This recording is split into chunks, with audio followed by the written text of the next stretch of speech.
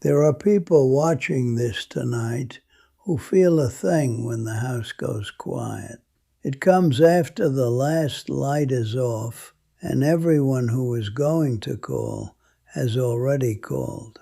It comes in the dark after 70 when there is nothing left to do but lie down, and instead of rest, something stands up inside you. A restlessness with no name. An ache that has no wound. You wake at the same hour, your heart going like you ran somewhere in your sleep, and cannot say what is wrong. And in the morning you tell no one. What would you even say? I am going to talk to that feeling tonight, and to the ones who have it. You have been told, maybe, that it is your heart, or your age, or your nerves. I am not a medicine man, and I will not tell you to skip the doctor. Go, let them look. But I have lived 74 winters, and I have buried more people than I can hold on 2 hands. And I have sat with the ones who could not close their eyes at night. And I am telling you, there is a kind of night feeling after 70 that no doctor will ever find the bottom of. Because it did not start in the body, it started in the blood. The body is only carrying the message up to where you can feel it. Your body is trying to warn you. That much of the title is true, but not the way you fear. It is not warning you that you are about to die. It is warning you that you have not finished living. There is a difference, and tonight I am going to show you the whole of it. I will tell you what the feeling is, what it is asking of you, and what to do before the light comes. But I am not going to hand it to you all at once. First, you have to understand why it comes at night, and only at night, and why it waited until after 70 to find you. So stay with me, and somewhere in the quiet, if this is landing where you live, say one thing in the comments. Say, I feel it. Not for me. Say it so the next person who wakes at 3 in the morning and finds this knows they were not the only one sitting up in the dark. Say it so they know somebody was here before them. Let me tell you what I see, because I have watched this feeling in other people my whole life, long before I understood it, and it wears the same face every time. I see people who lie down tired and get up more tired, because the body slept and something else did not. I see people who wake at the same hour every night, always the same, as if an appointment was made without them. I see people who get up and walk to the window in the dark and stand there looking at nothing, feeling pulled toward the outside, toward the trees, toward a fire they cannot see. I see people who feel homesick, sitting in the very house they have lived in for 40 years. Homesick for a home they cannot point to on any map, and they think something is wrong with them. That is the part that breaks my heart. They think they are losing their grip. Let me say a hard thing plainly. That is not insomnia. That is a summons. The word we use, insomnia, it names the sleeplessness, but it is blind to what is doing the waking. A machine keeps you awake. A summons wakes you on purpose. And that homesickness, hear me, that homesickness is not confusion. It is memory. You are not homesick for a house. You are homesick for people, for a fire, for a way of being that your blood knew long before you were born into this hurried world. and it wakes at night reaching for it, the way a man's hand reaches across the bed for a wife 20 years gone. Why at night? I will tell you. Because the daytime is loud, and the daytime is full, and the modern world made sure of both. All day there is the television and the telephone, and the errand and the noise. And the noise is not an accident. The noise is a wall we build against the very thing that is trying to reach us. We stay busy so we do not have to feel it. And it works. It works right up until the house goes quiet. And then, in the dark, with nothing left to distract you, the thing you have been out running all day finally catches up and sits down on the edge of the bed. The ache is not sickness. It is the unfinished parts of your life, standing up in the only hour you ever hold still. And why after 70? Because before 70, there was always a next year. There was time to spare, or you told yourself there was. After 70, some quiet part of you has done the arithmetic, even if you never sat down and did it on paper. Some part of you knows the road ahead is shorter than the road behind. And that part does not scream. It does not send you a letter. It sends you a feeling in the dark. It taps you on the shoulder at 3 a.m, and it says, there is something you did not do. There is something you did not say. There is someone you did not forgive, or ask forgiveness of, or hold while you still could. A woman wrote to me once. She said she wakes every night at the same hour, her heart pounding, and no doctor can find one thing wrong with her. And she asked me if she was losing her mind. I have carried her question with me, and tonight, if she is here, and everyone like her is here, I want to answer it. You are not losing your mind. You are finally being allowed to hear it. The feeling is not the enemy. The feeling is a messenger. And in the old way, you do not shoot the messenger. You give him water, and you sit down, and you ask him what he came all this way to say. My grandmother knew about the nights. She knew about them long before I did. When I was a boy, I used to wake in the dark, afraid, my heart running, and I could not have told you of what. There was no bad dream I could name. There was just the dark, and the feeling, and me sitting up in the bed with the blanket in my fists. And my grandmother, she slept light, the way the old ones do. She would come in, and she would not turn on a light, and she would not tell me there was nothing to be afraid of.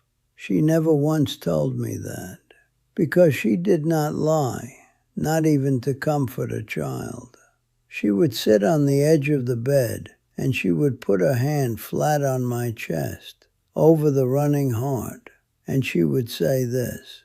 She would say, when you sleep, the wall between now and before gets thin, and the ones whose blood you carry walk through it, and they come and sit with you.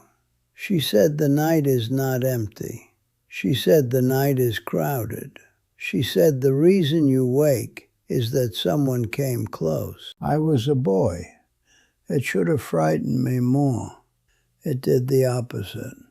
Because she did not say it like a ghost story. She said it like a woman telling you your family had come to visit. And I would lie back down, and the running heart would slow, and I would sleep. Because I was not alone in the dark. I was surrounded. I understand now what she was teaching me, and it took me 60 years to understand it. She was telling me that the night is when the wall thins. It is when the noise of the day cannot hold the past out anymore.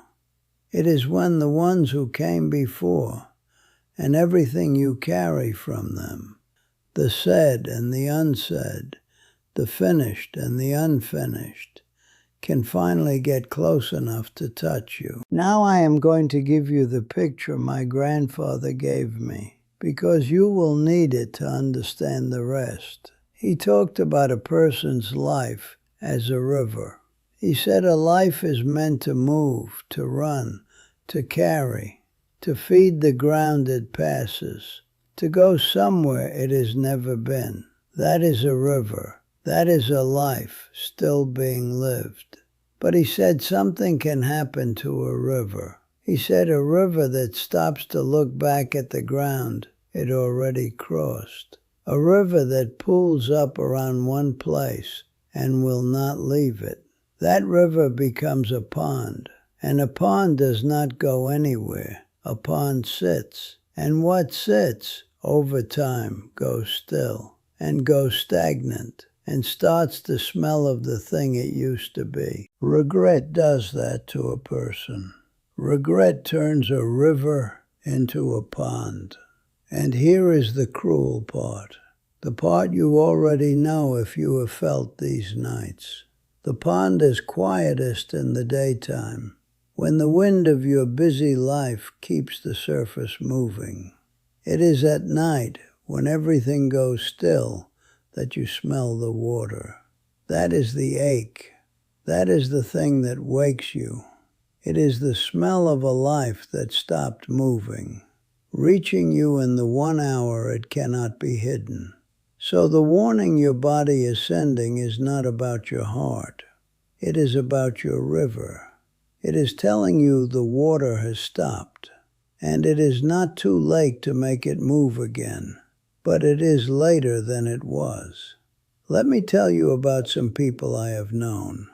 I want you to see this walking around in shoes. I knew a woman, I will call her Ruth, who had the same dream for 30 years. She was walking along a fast, dark river, and on the far bank sat a woman weaving something with her hands, never once looking up. Ruth wanted to cross, and the water was too deep and too fast, and she always woke before she found a way over. She woke with tears on her face and a homesickness that stayed with her the whole day. So heavy some mornings she could barely lift the coffee cup. 30 years. She thought she was a little broken. She never told a soul. After 70, the dream came more often, and one day she did what she should have done at 40. She went looking. 4 generations back, she found the great-great-grandmother from a river people, a woman known for her weaving, whose name had fallen out of the family like a stone out of a torn pocket. Nobody had spoken that name in 100 years, but the blood had never stopped speaking it. It had been sending that dream for 30 years to introduce her to the woman on the far bank. When she finally understood, the dream stopped, and she wept for a week, not from sadness, from reunion. That is what the night can be, when you stop running from it. Not a curse, a reunion you have been sleeping through. Now, before I tell you the next one, I need to stop and tell you something, because it is on my mind more and more. I am not going to be here forever, but almost everything I know was never written down anywhere. It lived in my grandmother, in my grandfather, and now in me. So I sat down and I wrote it. 20 teachings, 4 parts, in the order they were meant to be received. I called it The Native Way. The link is below, but stay right here with me, because the next thing I am going to tell you is the one people tell me they carry the longest. I knew a man named Thomas. He was 79. He He lost his wife of 44 years, and after she was gone, he sat down in one chair and stayed there for 2 years. He wore the same clothes. He ate the same soup. He would not open the curtains because any change felt like erasing her, like sanding her name off the world. And every night he woke in the dark and talked to her, out loud, to the empty side of the room. His nights were full of a person who was not there. Understand this. That is not madness. That is not sickness. That is grief that was never allowed to move. He had dammed his river up around one loss, and it had gone to a pond. And every night he stood at the edge of it and smelled the water and called her name. What broke it was his granddaughter, 9 years old. She stood in the door one morning and said, "Grandpa, when are you going to come outside again? Grandma would want you to come outside." And that child's plain voice reached where 2 years of good advice from grown people had not. He got up out of the chair that day. He never got over the grief, hear me. He never got over it, but he stopped sitting under it and learned to carry it instead. He carried her into the garden. He carried her memory out into the morning where it could move again, and his nights got quieter. Not empty, quieter. The pond became a river again, and it carried her along with it, which is the only place the dead ever want to be. Not in the still water, in the current of a life still being lived. Now I want to tell you about Earl and Doris, honestly, because not every story I know ends with a man getting out of a chair. Earl and Doris were married 51 years, and for 51 years they talked about going to see the ocean, because Doris had never once seen it. Every year Earl would say, next year, when the money is better, when the time is right. And the time was never right, because the time is never right. And they both agreed to believe it would be, the way people do. I was 14. No, I was 13. It was the winter my brother left, when I first heard grown people talk that way, putting the good thing off to a next year they were both quietly betting on. It took me a lifetime to learn how bad that bet is. Then Doris got sick, the kind of sick that comes with no next year attached to it. And Earl finally drove her 14 hours through the night and carried her from the car down onto the sand himself, because she could not walk it. She looked at the ocean she had waited 51 years to see and cried. And what she said was not thank you. What she said was, why did we wait so long? She was gone 4 months later. Earl told me those 3 days were the best of his whole life, and they were the ones they almost did not take. I did not tell you that to make you cry. I told you because Earl still wakes at night. He is still here, and he still wakes. And the thing that wakes him is her question. Why did we wait so long? There is no answer to it. There is no chair for him to get out of that fixes it. And that gives me the word for the thing that wakes you. What wakes you is not fear. Fear is about what is coming. This is about what already passed and cannot be changed. And the name for that is regret. And you must know the difference between regret and sadness. Sadness you can carry. Thomas carried his to the end, and it did not poison him. Regret is not the price of loving. Regret is the price of postponing. Sadness sits beside you. Regret eats you from the inside. At night, in the dark, at the same hour, every time. And here is the part I will not let you leave without. Do not spend your nights blaming yourself for the pond. You did not fail. You were handed a hurry. This whole modern world was built to keep you moving so fast in the daytime that you never had to look at the still water. And your parents were handed that same hurry before you. The forgetting is old. It is not your character that failed. Nobody ever taught you to sit by your own river in the daylight and ask it if it was still moving. So it only reaches you at night when the hurry lets go. The night feeling is not your enemy. It is the last honest hour the modern world left you. It is the one door the noise cannot keep shut. I told you I wrote it all down. Let me tell you why, and then I will let this go. There is a thing I think about more and more at my age. When I go, what I know goes with me, unless I set it down. The old ones did not write their teachings on paper. They spoke them by the fire to the one who would carry them next. That is how it worked for 1,000 years, until the young ones scattered and the fires went cold, and there was no one left close enough to be handed the words.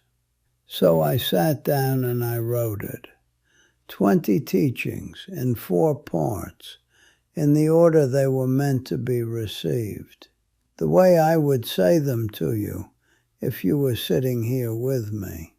Teachings about what lives inside you, about honoring what the blood is trying to tell you, about making the final years count, about letting go of what steals your peace at night. I will tell you about 2 people who read it. Walter, 77. He read it in 2 evenings and told me it was the first time anyone had explained to him why he felt everything so deeply, that it was never a flaw in him. It was old blood doing what it was made to do.